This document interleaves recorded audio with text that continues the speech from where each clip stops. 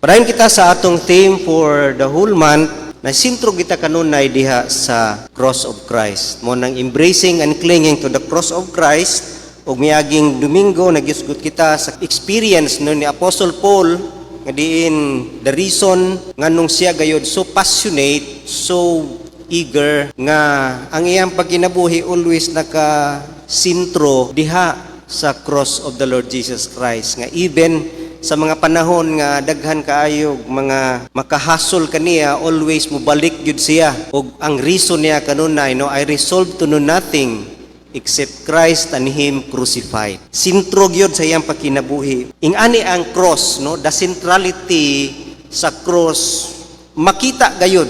Ang atong text, makita nimo diha kining ligid, kanang ligid sa bisikleta, ang tunga niya na, ang sintro niya na, mo na naghatag og kalig-on, kusog, ug power. Diha gyud nag-agad tanan niya ng hub or kanang gitawag nato nga axle, kanang tunga niya. Weak ganina nga tunga, mga putol ng mga rayos diha ug di maayong pagdagan gyud sa bisikleta. Sintro, no, mao na ang cross nga mahulagway nato nga siya ang sintro. It is a giant axle nga diha ang kalibutan nagaspin, nagatuyok from the beginning. Sintro gid kana siya sa kinatibuk-an gayud, no, sa universe. Tungod kay kung tanawon nato nagsugod sa Garden of Eden, the shedding of the blood diha sa Genesis, og napaingon sa offering of the blood diha sa Revelation at the throne of God. Ang tunga-tunga niya na ang cross, ang center niya na from Genesis to Revelation.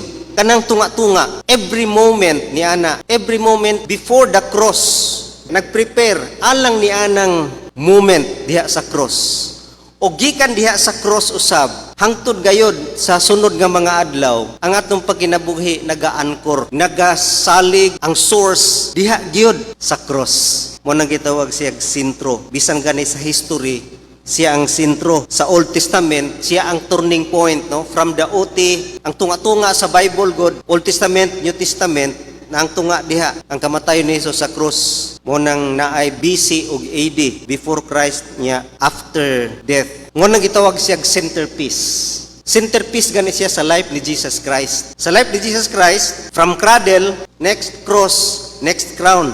Ang tunga-tunga ang cross. Gikan sa siya napabata, nagkarang, unya sunod ang cross, paghuman niya crown. Ihatag sa iya ang korona, ganti sa Diyos Amahan. Turning point po ni sa kinabuhi sa mga believer, nga kung ikaw mudawat ng Kristo, mahimo gyud ang cross nga in between sa imuhang old life ug sa imong new life. Sa dihang old life nimo, mao ni pagdawat nimo kang Kristo based on the work sa iyahang gibuhat diha sa cross, na bag-o na ang imong kinabuhi. Munang tunga-tunga siya, turning point, ug ang imuhang pagkinabuhi sa unahan, nagbase na niining imuhang eksperyensya sa cross. O nang gingon nato ganiha nga ang cross mao gyud core ug naghatag og kusog, naghatag og power. Everything nga nahitabo before the cross, preparasyon alang sa cross.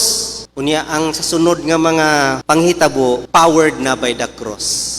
Wala na ang katong Old Testament preparation diha niya ng pivotal moment sa cross.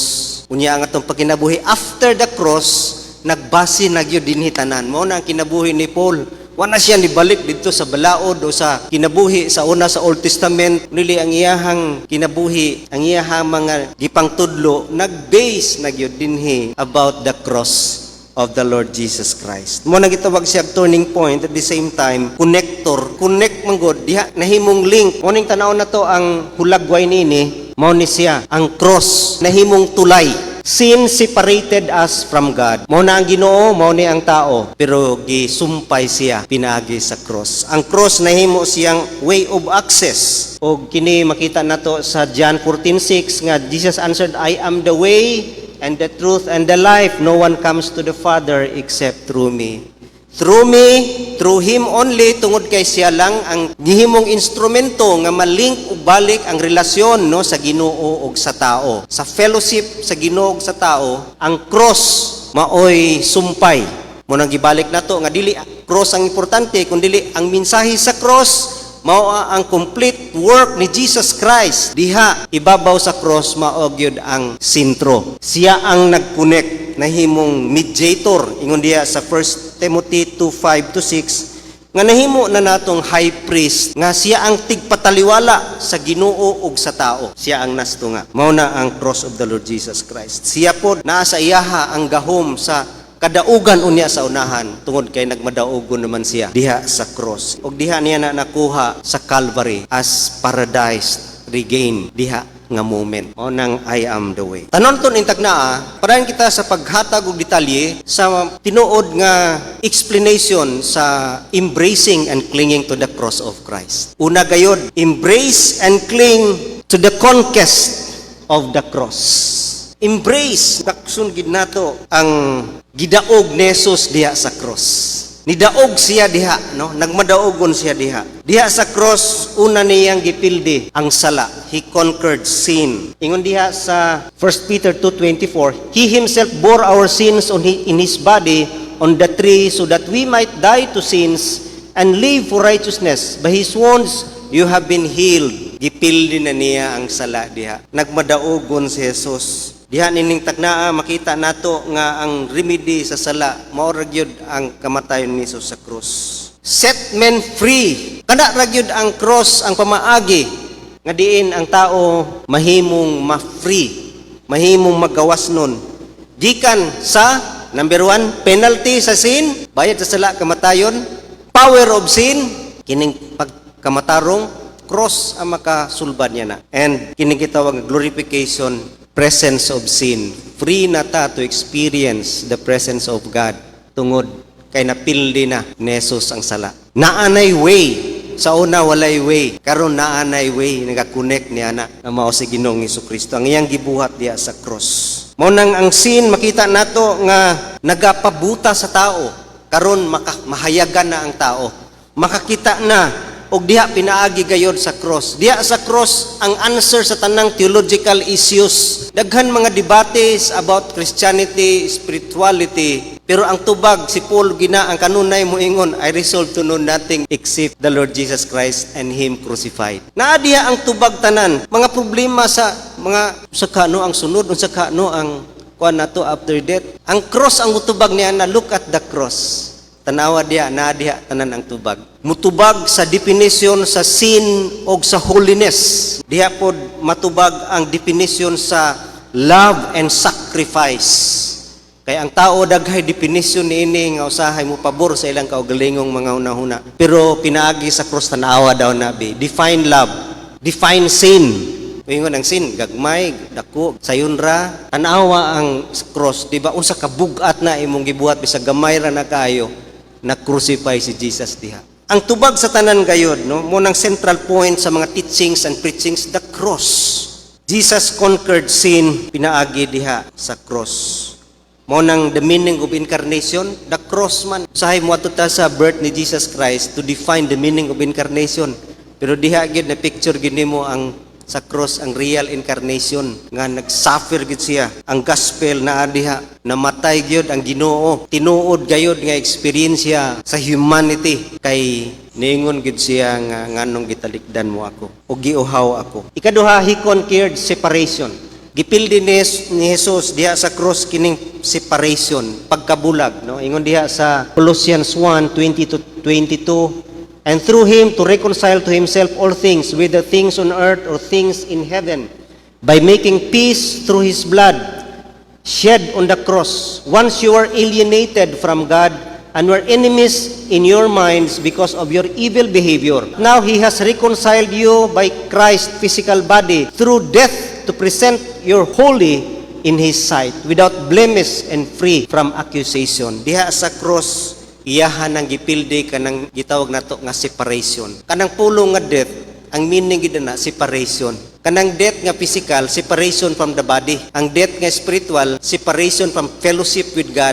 And kung di na gid ka matabang sa unahan, separation nga adto na ka sa hell. Mao na ang grabe nga separation. Mao na ang pinaka-grabe nga death. Pagkahimuwag nimo sa Ginoo hangtod sa kahangturan. Diyan nato makita nga gipildi na ni Jesus kay gi-reconcile og balik niya Wala na na-separate. Siya ang bridge. Yung nato ganiya sa hulagway nga makapasumpay niya na. Wala na separation. Gi-conquer na niya ang death. Sa una mahadlok tag kamatayon kay wapay na banhaw. Mahadlok taon sa mahitabo sa unahan. Gipildi na ni Jesus ang kamatayon diha sa cross. He conquered death, physical death and spiritual death. Gipildi na ni Jesus. Then also he conquered Satan. Gipildi na po niya si Satanas. Ingon diha sa Hebrews 2:14, since the children have flesh and blood, he too shared in their humanity so that by his death, he might destroy him who holds the power of death. That is the devil. Gipildi na ni Jesus si Satanas.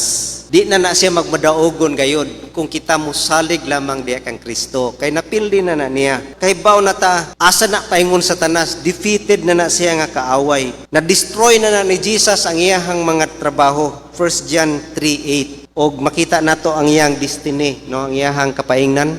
And the devil who deceived them was thrown into the lake of burning sulfur, where the beast and the false prophet had been thrown. They will be tormented day and night forever and ever. Tanawa, asa na ang iyang padulngan?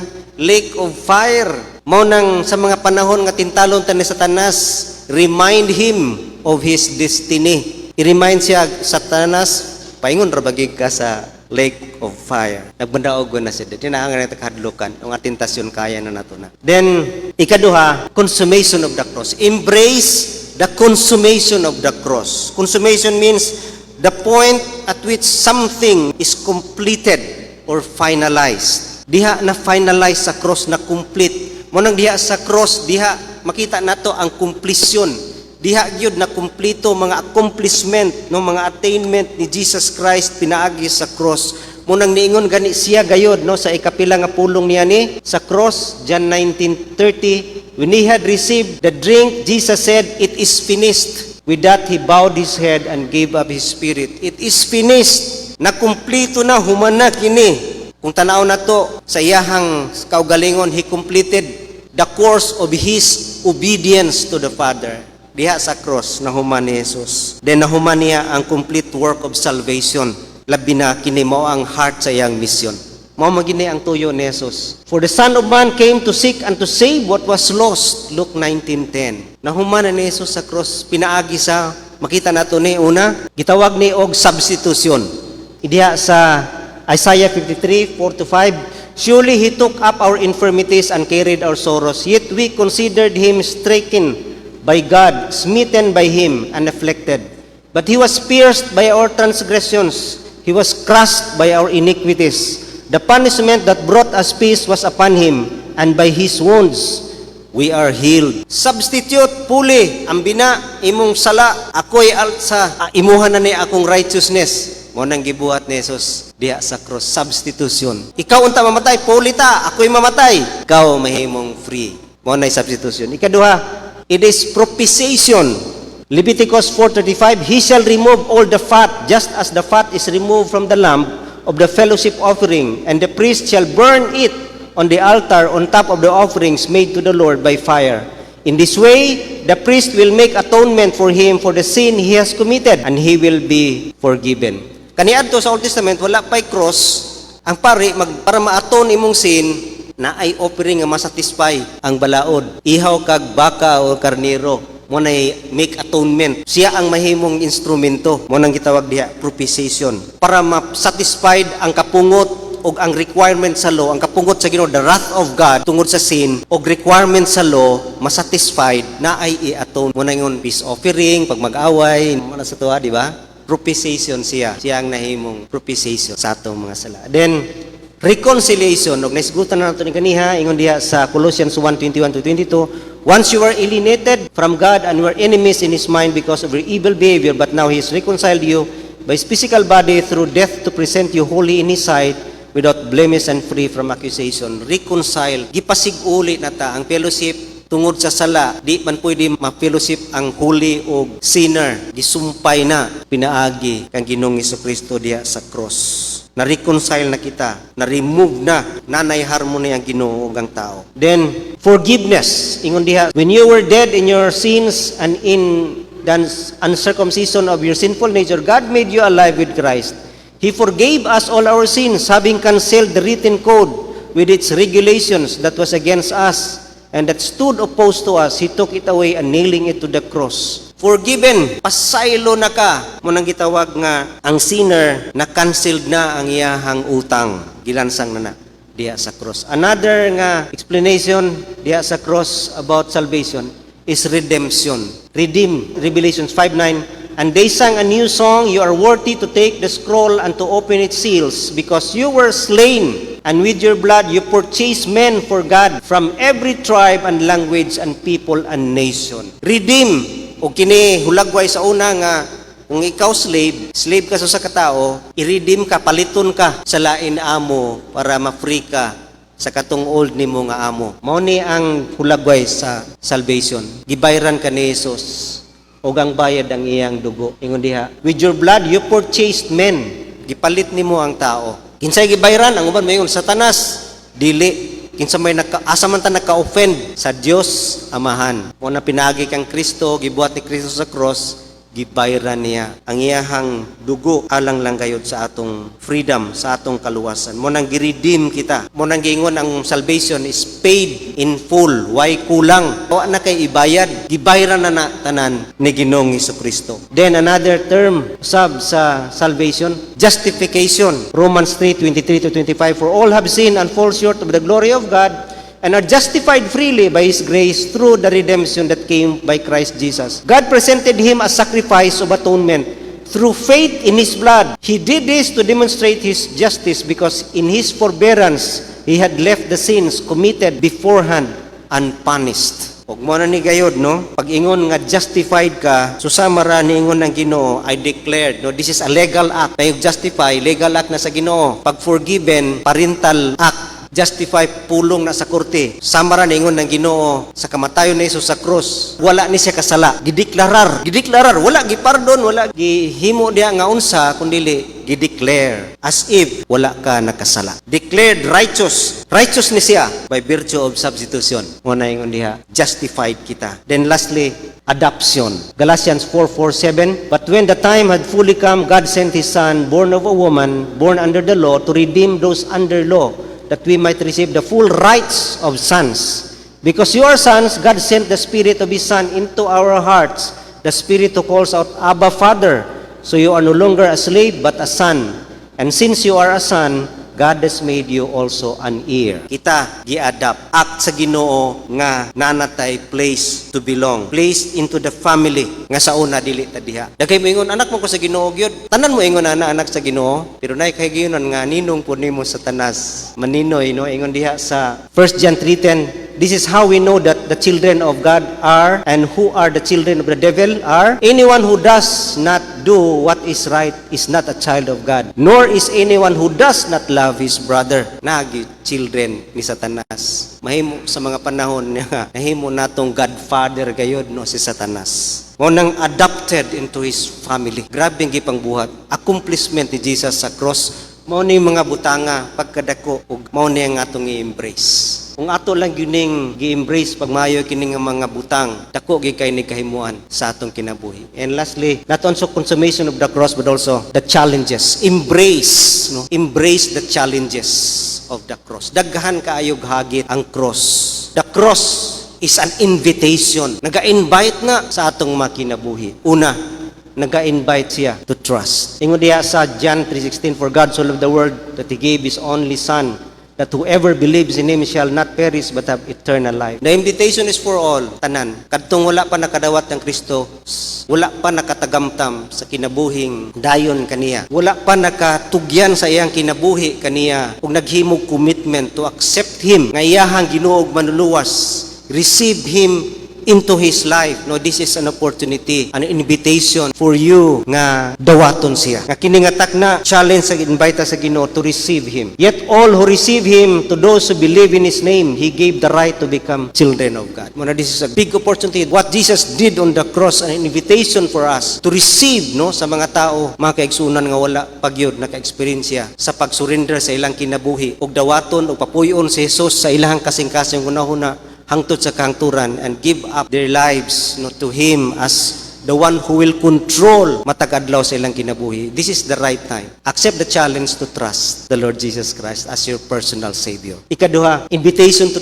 triumph. Ang gibuhat ni Jesus sa cross, challenge gayud sa mga believer nga ang cross gamhanan gayud. Gamhanan ang cross nga mag-empower sa tong kinabuhi to do what is right. Mag-empower sa tong kinabuhi to live for Him, no? Mag-empower sa tong kinabuhi nga mo follow in His footsteps. That is the purpose of the cross, not only to save us but to restore us from God's image. Mao nang himuon kita nga Christ-like. Mao nay tumong sa cross, not just to free us from the penalty. Kaya kung free lang sa penalty, wala na second nga level sa salvation, which is justification. Kanang free ta from the power of sin. Nganong giluwas ta sa penalty, aron kita mahimong naay gahom na nga mupildi sa sala. Mao nang ang cross, powerful kayo sa kinabuhi ni Paul. Power gud sa ang cross to defeat temptation, mga challenges, even mga persecutions, oppositions, rejections, mga prohibitions, mga bawal, labi na gayud mga sacrifices for Christ's sake. Dako kayong challenge sa atong kinabuhi to live for God. Labi na karon mga panahon na nga diin ang cross maghatag ka na to gahom nga mahimo gitang epektibo, mapuslanon, mahimong extension sa Ginoo sa iyang pagpadayag sa kalibutan. Mo nang gitawag nga we are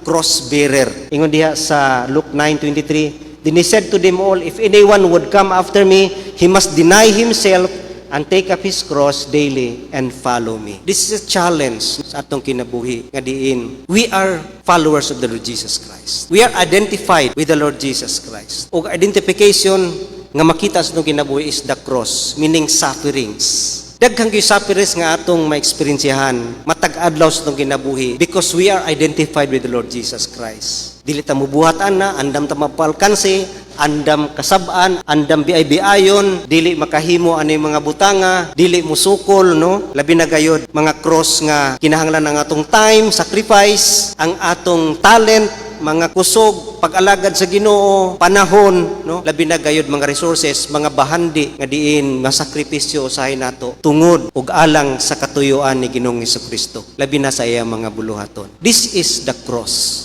Mauning mga cross sa atong kinabuhi. Ngini challenge ka nato nga ato ginang pasanon matag adlaw namin labi na gayud ang mga buluhaton. Labi na gayud sa atong relasyon sa atong masakatag usa nga we are bearing everyone, no? Bear each other's burden. Usa na ka cross nga atong pagapasanon. Kitong mga week atong ginapasan o nang andam kita magpaalkansi. That is the cross. Ang mag-empower gid nato ana kana ra yung cross nga makahimo nga muhita sa sin ug makahimo tag righteousness. Mao nang it is a challenge. Nagpadaogon na si Kristo. Magpadaogon gid ta. Mahimo gitang magmalampuson sa atong tinguha diha nga mahimong musunod kaniya, musunod sa iyahang mga lakang ug muhimo sa iyang mga buluhaton. Ug lastly, it is a challenge to tell. I-challenge ta usab sa cross nga tell. He said to them all, go into all the world and preach the good news to all creation. Ihagit kita sa cross to tell others about what He did diha ibabaw sa cross.